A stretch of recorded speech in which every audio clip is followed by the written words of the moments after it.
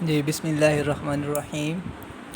आज हम जो है वो नेक्स्ट लेक्चर जो है वो देखने जा रहे हैं। तो लेक्चर का नेम है हमारे पास double integral in polar coordinate. तो double integral in polar coordinate system में हमने देखना है कि इंटीग्रेशन जो है वो दो आ जाया करेंगी।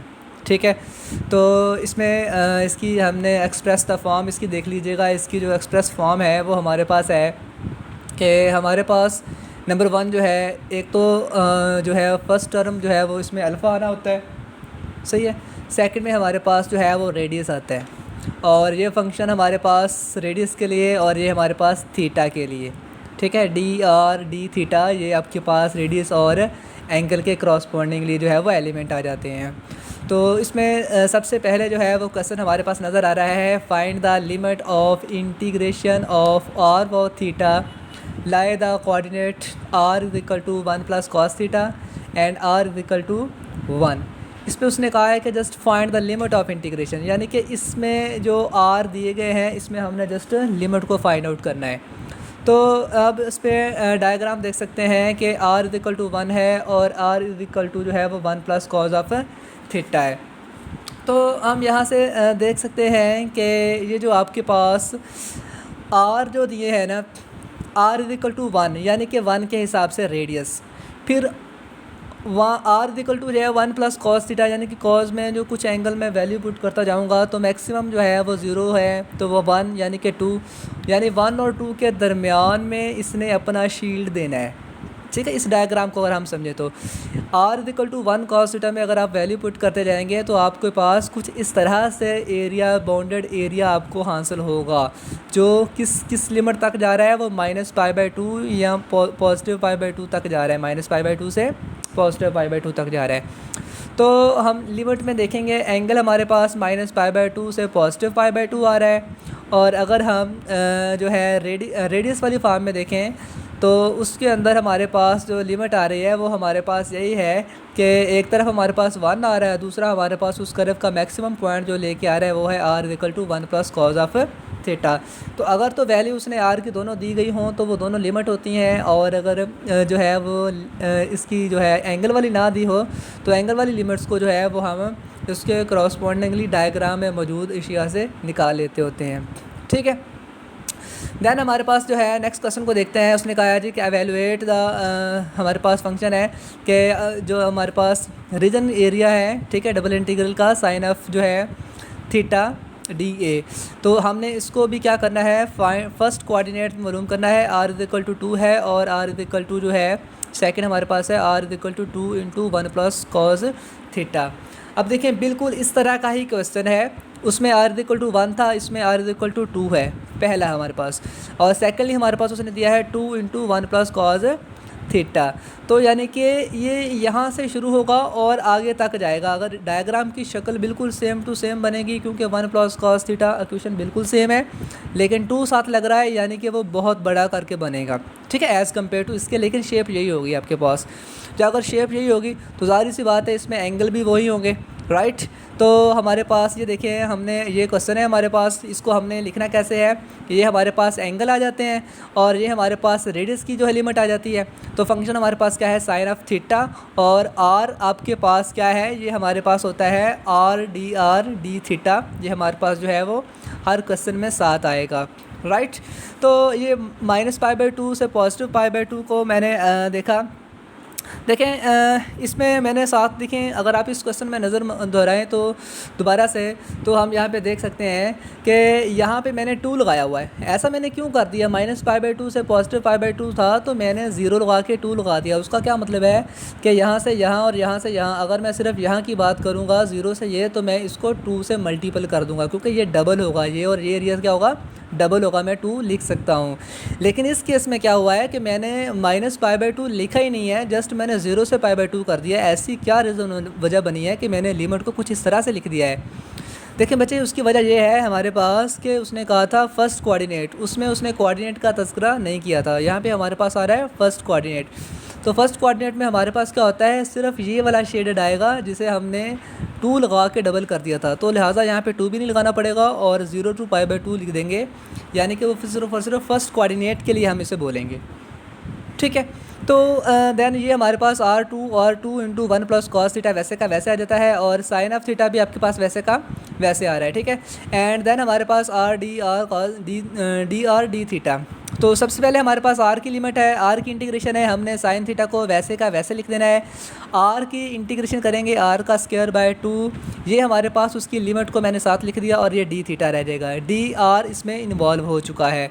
देन हमने क्या किया जी, देन अगर हम देखें यहाँ पर तो हमारे पास कुछ इस तरह से हो रहा है कि हमने जो है क्या किया जी यहाँ पे कि हमने अपर लिमिट को पुट कर दिया, देन हमने लोअर लिमिट को पुट कर दिया। जब हम अपर लिमिट को पुट करते हैं तो हमारे पास क्या हासिल हो रहा है, देखें जब हम अपर लिमिट को लेके आते हैं तो होता कुछ यूँ है हमारे पास कि इस आर की जगह पे क्या आ जाएगा 2 इंटू 1 प्लस कॉस थीटा, ये 2 तो वैसे का वैसे ही है, 2 बन गया 4 और 1 प्लस कॉस थीटा का बन गया स्क्वायर, साइन थीटा वैसे का वैसे, देन माइनस लोअर लिमिट 2 का स्क्वायर, ये लोअर लिमिट है ना, 2 का स्क्वायर 4/2 साइन थीटा वैसे का वैसे आ जाता है। देन मैंने क्या किया जी, यहाँ पे देखेंगे गौर से तो मैंने 2 को 4 से कैंसिल किया, यहाँ पे आंसर 2 आ रहा था, और 2 को 4 से कैंसिल किया, यहाँ पे 2 आ रहा था, तो दोनों में 2 जो था वो मैंने कॉमन ले लिया, पहली बात। दूसरा मैंने इसका स्क्वायर ओपन किया है, a की 2 प्लस b की 2 प्लस 2ab साइन थीटा वैसे का वैसे है, और यहाँ से 2 जो था वो कॉमन जा चुका है, साइन थीटा वैसे का वैसे आ जाता है। देन मैंने क्या किया जी, यहाँ पे साइन थीटा को मल्टीपल किया है, साइन थीटा पॉजिटिव का होगा और ये नेगेटिव का होगा, तो ये यहाँ से दोनों क्या हो जाएंगे, कैंसिल हो जाएंगे। क्या बचेगा हमारे पास, साइन थीटा कॉस का square theta, then 2 sine theta cos theta, ठीक है, और ये 2 आपका ऑलरेडी बाहर था, तो यहाँ तक आपका स्टेप जो है वो बिल्कुल क्लियर हो चुका है। देन हम चलते हैं नेक्स्ट स्टेप की तरफ। तो नेक्स्ट स्टेप में देखिएगा मैंने क्या किया जी, हमारे पास जो कॉस स्क्वायर के साथ साइन था, मैंने क्या किया जी, -7 लगा दिया। क्यों लगाया, फंक्शन का साथ डेरिवेटिव मौजूद हो तो पावर इंक्रीज़ हो जाती है, ऐसा ही कुछ करने के लिए मैंने माइनस लगा भी दिया और पावर को इंक्रीज़ कर दिया, और पावर नीचे भी लिख दी मैंने, ठीक है। ये माइनस मैंने पावर इंक्रीज़ करने की खातर साथ माइनस लगाया था ताकि डेरिवेटिव सामने मौजूद हो, उसी वजह से फिर मैंने इसकी पावर को इंक्रीज़ कर दिया। देन मैंने यहाँ पे क्या किया जी कि हमारे पास जो है साइन 2 थीटा का डेरिवेटिव होता है माइनस कॉस, एंगल में जो डेरिवेटिव होता है उसे बटे में लिखा जाता है, और ये 0 to π/2 इसकी लिमिट साथ वैसे की वैसे आ रही है, ठीक है। ये माइनस वैसे का वैसे आ रहा है। अब मैंने क्या किया जी, अपर लिमिट पुट कर दी, जहाँ पे थीटा था π/2, ये क्यूब वैसे का वैसे आ रहा है, ये पॉजिटिव, हालांकि upper limit minus lower limit होती है, तो बाहर वाले माइनस ने जब अंदर मल्टीपल होना था तो इसे पॉजिटिव कर दिया, और लोअर लिमिट में मैंने इसकी जगह पर क्या पुट करना था 0, तो cos 0 की पावर 3 सारे की, और बटे में 3, ठीक है। ये माइनस जो है वो बाहर आ रहा है, अपर लिमिट क्या पुट करेंगे 2 के साथ π/2 डिवाइडेड बाय 2, ठीक है। तो उसके बाद हमारे पास आ रहा है जी प्लस, और हमारे पास प्लस में क्या आ रहा है जी, ये प्लस कैसे, यहाँ पे भी माइनस आना था, वही वजह है कि बाहर माइनस थी जिसकी वजह से ये कुछ इस फॉर्म में आ गया, ठीक है। ये माइनस किस वजह से आई है, साइन की इंटीग्रेशन की वजह से आई थी। तो upper limit minus lower limit होता है, उस माइनस की वजह से ये भी प्लस हो चुका है, और लोअर लिमिट हमारे पास 0 है, 2 इंटू 0/2 वैसे का वैसे आ जाता है, ठीक है। अब क्या हुआ हमारे पास, चूँकि π/2 90 cos 90 पे 0 होता है, तो ये सारा फैक्टर यहाँ से यहाँ तक 0 हो चुका है। cos 0 1 होता है, 1 का क्यूब भी 1 होता है, 1/3 इस वजह से आ जाता है। देन आपके पास माइनस का माइनस, ये देखें ये हमारे पास क्या था, ये हमारे पास जो है वो माइनस थी, लेकिन यहाँ पे देखें ये पॉजिटिव कैसे हुआ, ये 2 इस 2 से हो जाएगा कैंसिल, पाई बचेगा, और cos पाई जो होता है वो इक्वल टू -1 के होता है, ठीक है। उस माइनस ने इसे करना है पॉजिटिव, और पॉजिटिव का 1 ऊपर और बटे का 2 वैसे का वैसे आ जाता है, ठीक है। देन यहाँ पे भी चूँकि वो 0 बनेगा तो 0/2 1/2 वैसे का वैसे आ जाता है, और इनका इजाफा ले लेंगे, 6 इजाफा लेंगे, 2 + 3 + 3 आ जाता है, तो वो बन जाएगा हमारे पास 8, इसको मैंने इससे कैंसिल किया तो 8/3 आ जाता है, ठीक है।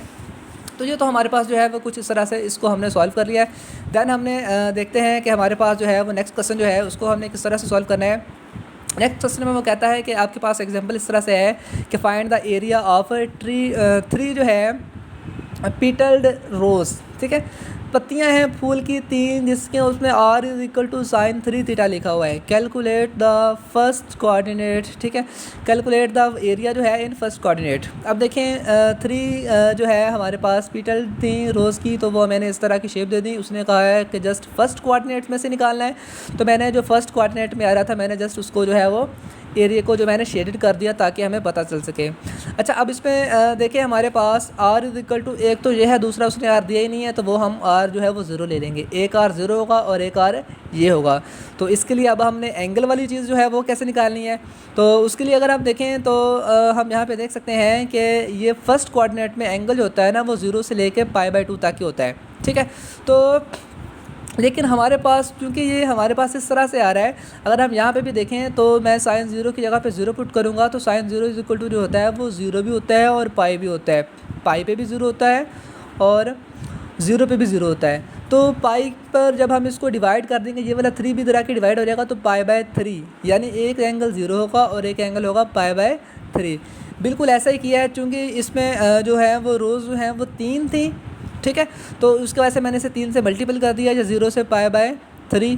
एंगल मैंने कैसे निकाले बता दिया मैंने आपको, और ये r 0 था और एक उसने दिया हुआ था sin 3 थीटा। ये r d थीटा मैं आपको बता चुका हूँ कि ये आपके पास हमेशा ऐसे ही आता है आपके पास फंक्शन में, ठीक है। तो r की इंटीग्रेशन लेंगे तो r का स्क्वायर बाई 2 आ जाता है। अपर लिमिट पुट करेंगे, r की जगह पे वो बन जाएगा sin 3 थीटा का स्क्वायर बटा 2। देन माइनस क्या हो जाएगा, 0 का स्क्वायर बटा 2, तो वो 0 ही रहना था, मैंने इसे वैसे का वैसे ही लिख दिया, राइट। देन मैंने क्या किया जी यहाँ पे कि ये 3 वैसे का वैसे था। अब मैंने यहाँ पे देखें कुछ क्या कर दिया जी मैंने, ये मेरे पास 0 था तो ये ख़त्म हो जाना था, सिर्फ आपके पास sin 3 थीटा का स्क्वायर बाई 2 बचना था, ठीक है। तो उसके बाद ये 1 माइनस कॉस 6 थीटा जी किस तरह से आया, देखें आपके पास ना एक इस तरह से फंक्शन है कि 1 माइनस कॉस 2 थीटा बाई 2 जो है ये हमारे पास होता था इक्वल टू साइन थीटा के, ठीक है। तो अगर यहाँ पर हम देखें, अगर हम यहाँ पे कुछ इस तरह से देखें, अगर हमने यहाँ पे 3 लेके आना है, ठीक है, अगर हम यहाँ पे 3 से मल्टीपल कर दें तो इधर भी क्या हो जाएगा, 6 हो जाएगा। इधर अगर हम 3 से मल्टीपल कर दें एंगल को तो ये एंगल भी ट्रिपल हो जाता होता है। और चूंकि हमारे पास जो है सिर्फ ये सिंपल है, तो हमने क्या करना है, अगर मैं यहाँ पे कुछ इस तरह से कर दूँ कि अगर मैं यहाँ पे देखें जी किस तरह से लिख देता हूँ कि अगर मेरे पास होता है sin 3 थीटा, ठीक है, तो एंगल में 3 गुना इजाफा होना था, यानी कि वो बन जाएगा 6 थीटा डिवाइडेड बाय 2। ये जो 2 बटे में आ रहा था, ये 2 ये पहले तो यहाँ पे 3/2 ही बनना था, लेकिन वो जो बटे वाला 2 आ रहा है ना उसने उसे क्या कर दिया है, 4 कर दिया है, राइट। एंगल में लिमिट वैसे की वैसे है, 1 minus cos 6 theta D theta वैसे का वैसे आ जाता है। देन हमारे पास 3/4 वैसे का वैसे आ जाता है, 1 का थीटा आ जाता है, और कॉस की इंटीग्रेशन हमारे पास साइन होती है, एंगल में डेरिवेटिव का वैसे का वैसे आ जाता है। अपर लिमिट पुट करेंगे π/3 आ जाएगा, माइनस साइन 6 π/3 इसकी अपर लिमिट है। ये मैंने total overall upper limit put कर दी, बाद में जब लोअर लिमिट पुट करूँगा वह सारी 0 की 0 है। तो साइन से ये मल्टीपल होगा तो 2 बनेगा, 2 पाई पे साइन 0 होता है, ये फैक्टर भी सारा ख़त्म हो जाएगा, 3 से 3 कैंसिल और π/4 आपका फाइनल आंसर आ जाएगा इस क्वेश्चन का, ठीक है जी। इस क्वेश्चन में भी अगर किसी किस्म को की प्रॉब्लम हो तो आपने जो है वो मुझसे ज़रूर जो है वो डिस्कस करना है, ठीक है।